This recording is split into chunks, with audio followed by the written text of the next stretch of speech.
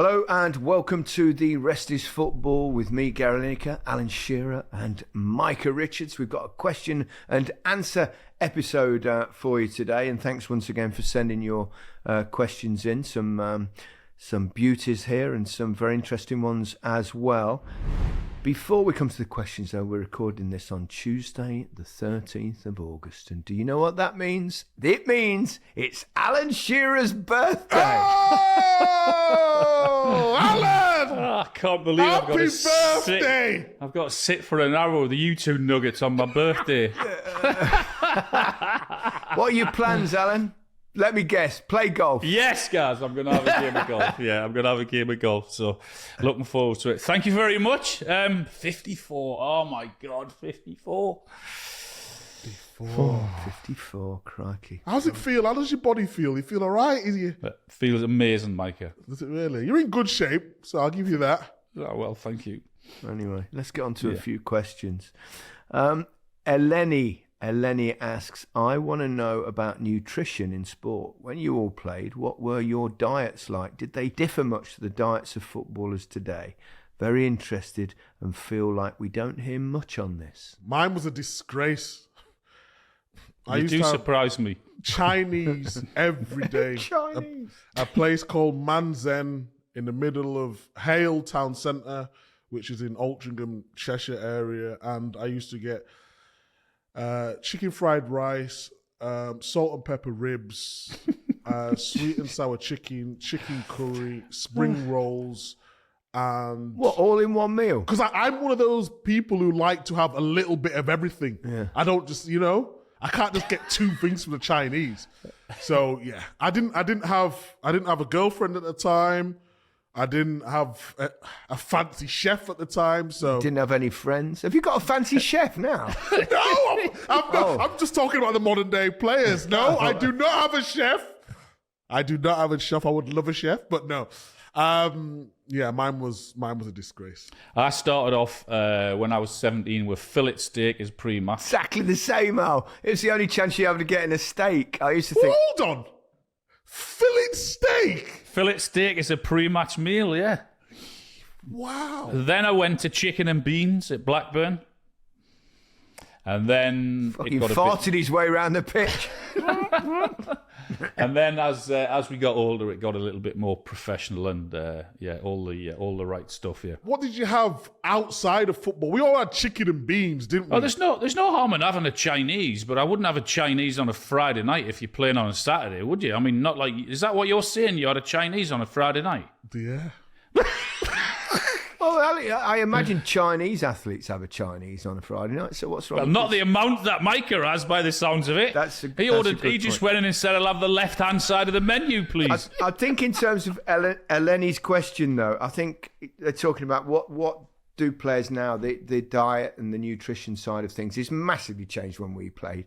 I think it's really thought out properly now, isn't it? Yeah, I think it is. I think there's loads of different people, don't there? There's the things where they'll take your blood as well and see what you potentially doesn't agree with your system. So a lot of people are now gluten-free just because it helps them as well. There's all sorts of different proteins that people are taking now. You're getting weighed on a morning, which is completely different to back in our days to make sure you're at the optimum weight. So there's all different I'll interrupt you there slightly because Terry Venables used to weigh the players every single day. Really? Yeah. When I played at both Tottenham, and the first time I came across Terry was at Barcelona, and that happened every single day. And it's something that I've done to now. I've carried it on right throughout my life because you can monitor where you're going. Obviously, you can by weighing yourself. And, if I pop up a couple of pounds, I go, right, okay, I'm going to cut down on a few bits for today. Rather than waiting 3 months and then going, oh, Christ, I put on 2 stone. So you weigh yourself. What do you weigh, roughly? I weigh, old money, 13 stone. So about 82 kilos, something like that, yeah. His body's 12 stone and his lugs are a stone and a half. Well done, Al. On that note, we'll move on to the next question. Here's a very quick question from Bazza. Bazza asks, Rooney or Ronaldo, CR7. I'm going Rooney because I'd much prefer to play with Rooney than Ronaldo, because if it's Ronaldo, me too. it's all about him. You might not get a pass off Ronaldo. Exactly. Yeah. No, it's Ronaldo. Yeah. Ronaldo's obviously a world superstar, but I'm just saying in terms of who I'd prefer to play with. Right. George Fell. If Arsenal fail to win a trophy this year, will there be questions asked of Arteta at the end of the season, or will he be viewed in the same light as Klopp and Liverpool, because everyone recognises that City are just unstoppable? Well, I think we all recognise how formidable that Liverpool are. There's no question. I think we all recognise how formidable Manchester City are. There's no doubt about that, which makes it very difficult for Arsenal. But I mean, at some point, he'll need to win something and take them that extra step. But I think their progress has been really good, personally. I doubt he'll be under pressure unless they completely slide away this season. It depends if they don't win anything, then you look at the bigger picture and how close they've come and how their football is and what the injury situation. You have to look at all of those things. But you're right. I mean, eventually he's going to have to win something, whether that is this season or not. But that has to come at some stage, doesn't it? Yeah, but he's already won the FA Cup, hasn't he? So he's got some credit in the bank for that. I think challenging Man City all the way. I agree with he sort of answered in the question. I think because Man City are so good, and we're talking about one of the best teams ever to grace the Premier League, and Arsenal are challenging with them for the last 2 seasons now. So, no, I think he'll be fine even if he doesn't win a trophy. Yep. Miguel Palmas, the former captain and coach of my club and my boyhood hero, Andreas Brehmer, passed away a couple of months ago. Do you have any stories to share about him, especially as he played an integral part in that game of Italia 90? Regards from Germany, Miguel. Well, I'm glad you asked that question, Miguel, because I knew Andy, as we called him, Andy Brehmer, not just from football but outside of football. Met him 2 or 3 occasions. A lovely, lovely man. I also played in a tennis tournament. Bizarrely, I'd never played tennis, but it was a thing going on in Italian island just off the coast there called Ischia, and it was like players played. I think he beat me because I'd never played tennis, but I got through a couple of rounds before that. But lovely guy, brilliant player. I think I've mentioned many times when we do the Match of the Day top 10s that he took a penalty in the semi-final of the World Cup shootout against England, which I played in, with 1 foot, and then in the final he scored the only goal against Argentina from the penalty spot, which he took the penalty with his other foot. Amazing. So yeah, really sad news that he died a few months ago. Really was. So, thank you. Good, very, very, very good player. Yeah. A question from Mark J. Davidson. Can you talk about the support players are given when their careers end? Is enough done to help those who are not millionaires and need to get a job outside the game, in light of the sad news about Graham Thorpe? For those that don't know, Graham Thorpe passed away recently after having huge depression problems for many years.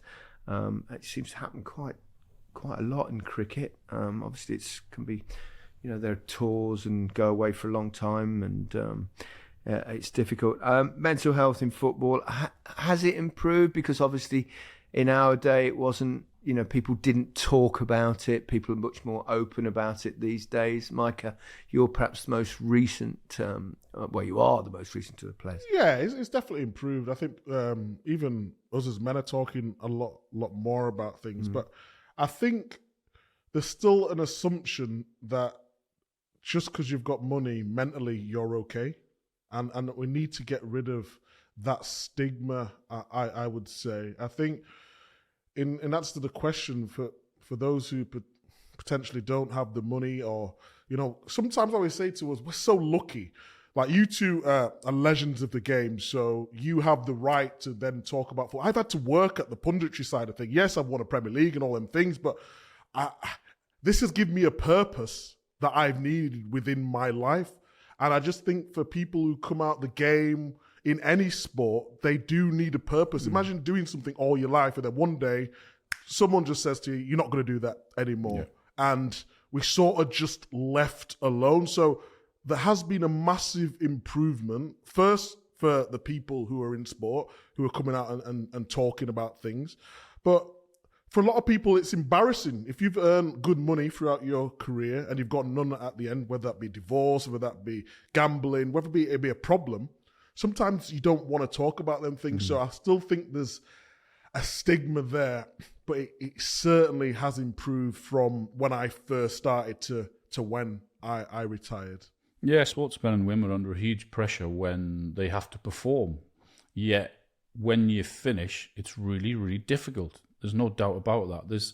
But things have definitely improved. I mean, the PFA have improved immensely over the years. The LMA do a great program and a great job for ex-managers. So it is improving all the time, absolutely. You know what I think we should do? I think we should get the head of the PFA on, because I think from my point of view, I got a message off the head of the PFA. I forgot his name now. Remind me of his name. Micah Malango it is. Yeah. Micah Malango. Yeah, I got a text off him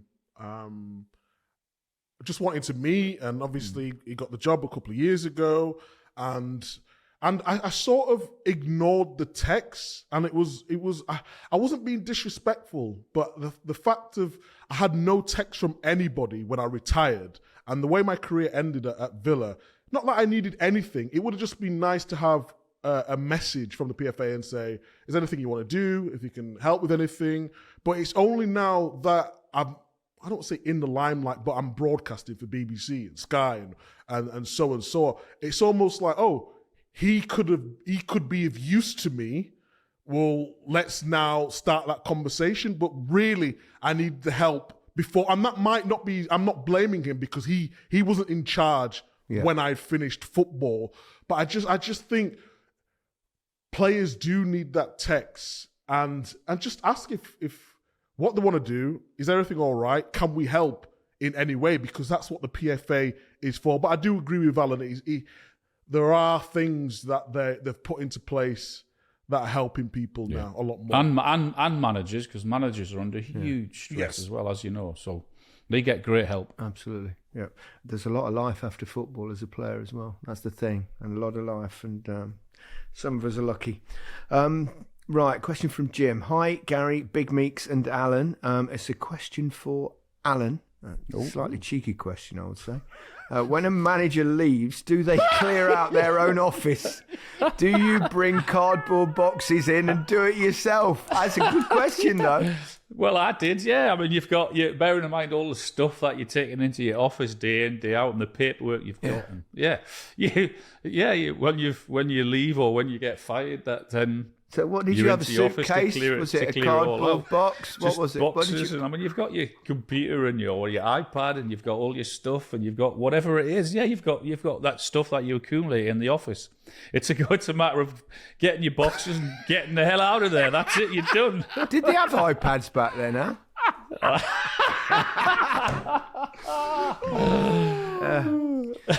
A question from Alexander Wood. What is the routine for footballers on an away night game on match day? Do they train, have an afternoon nap, or go through tactics? I could imagine it being quite boring and tedious. I mean, I always remember we travelled. If a match was on a Saturday, you trained in the morning at the training ground. You all got on the bus together, and then you went to wherever, or you flew to wherever, and then you were in the hotel, had dinner at 7:00. Manager may have a meeting after that. Then you to your beds and watching the TV, sleeping.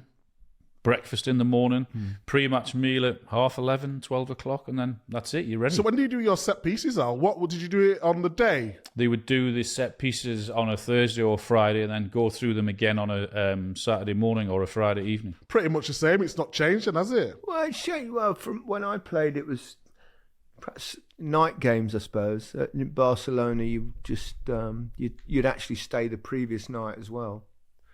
They used to call it concentración. Concentration. He's quite worked that out yourselves. And yeah, she'd probably have a walk in the morning, and then a bit of lunch, and then a long siesta. And not do very much on set pieces or anything really.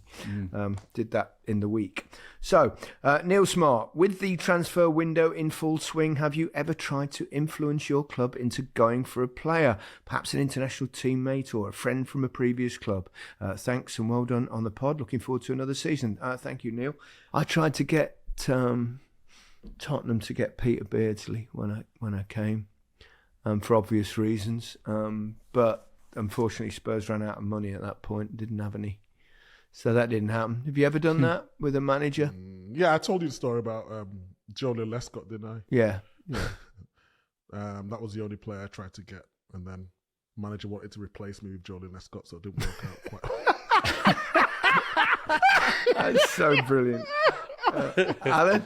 I can't recall specific ones, but I always, when you going away with England, or you made friends in the game, you'd say if their contract was running out or it wasn't going so well, you would always say, "Why don't you come here or do this or do that?" Yeah, but I can't remember specific ones. Yeah.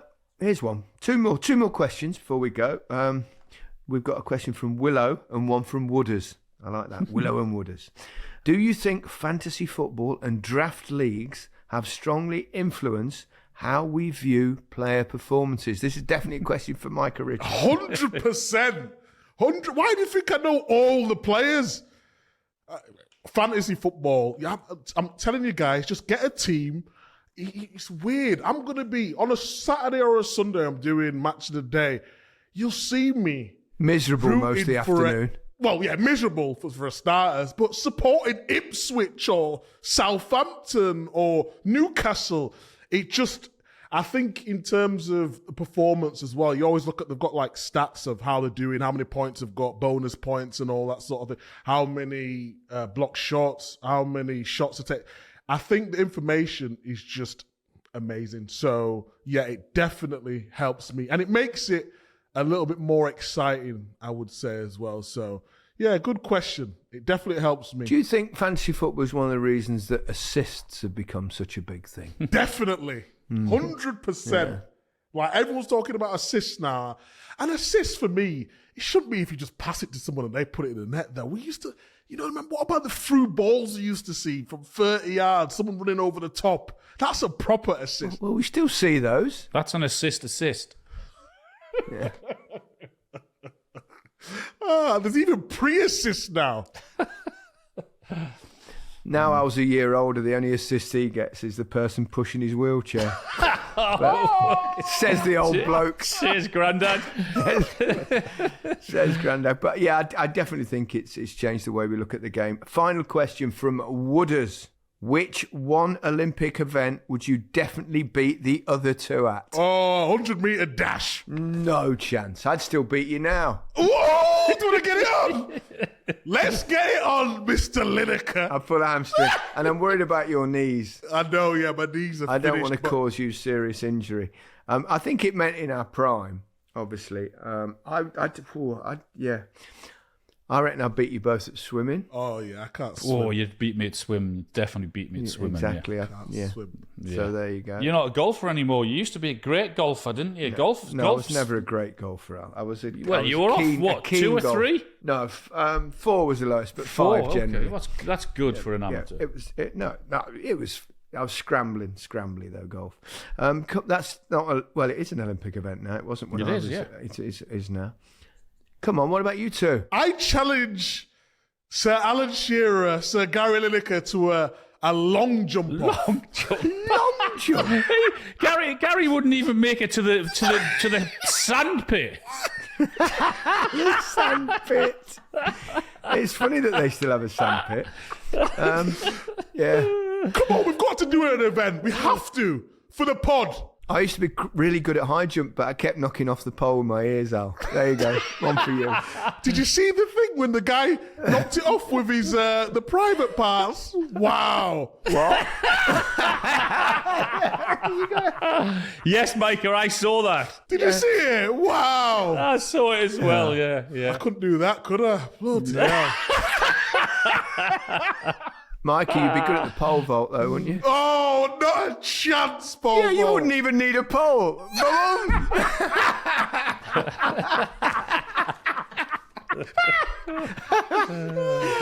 Come on, before we go, we've got to commit to an event that we can all do. That's not too physical. That's been at the Olympic Games that we all can have a go at. That'd be good. That'd be good content. That would be. Good content. See, this is the way young people think now. They want good content. This show is good content, Micah. This is the content. But we need extras. Well, we could do something like that. Maybe we do a TV series. I think. What about shooting? What about the guy who did the one at? Oh, and the hand in the pocket, the Turkish boy. Yes. And then lots of people started celebrating that way, didn't they? Correct. Yeah, it's great stuff. On that note, we'll go away and we'll have a little bit of a think about what challenge we can all do together, which in itself will be a challenge. Goodbye from me. Goodbye from me. Goodbye from me. Cheers.